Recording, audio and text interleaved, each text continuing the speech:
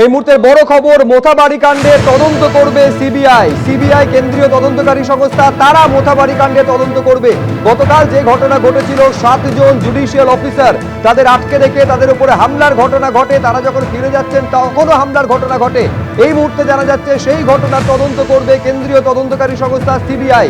রুমা পাল আমাদের প্রতিনিধি, আরো বিস্তারিত এই নিয়ে তথ্য দিতে পারবেন। রুমা, দেখো এই মুহূর্তের খবর হচ্ছে যে মালদার ঘটনায় কিন্তু সিবিআই তদন্ত করবে, এমনটাই কিন্তু নির্দেশ দেওয়া হয়েছে। সিবিআই তদন্ত করবে। দেখো সুপ্রিম কোর্ট বলেছিল সিবিআই অথবা এনআইএ, সেক্ষেত্রে কিন্তু ইসিআই যে সিদ্ধান্ত নিয়েছে এমন জানা যাচ্ছে যে মালদার ঘটনায় কালকের এই ঘটনায় সিবিআই তদন্ত করবে এবং আগামী শুনানির দিন রিপোর্ট দেওয়ার নির্দেশ যেটা সুপ্রিম কোর্টে বলা হয়েছে, সেই অনুযায়ী কিন্তু আগামী শুনানির দিনই কিন্তু রিপোর্ট দেওয়ার নির্দেশ।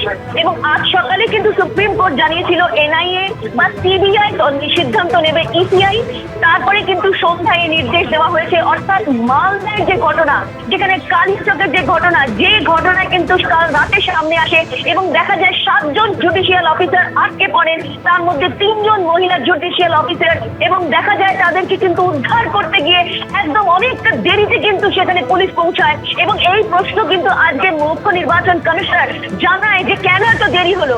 এবং সব থেকে বড় কথা যে এই সুপ্রিম কোর্টের নির্দেশের পর কিন্তু ইসিআই সিদ্ধান্ত নিয়েছে যে মালদার ঘটনায় কিন্তু সিবিআই তদন্ত করবে।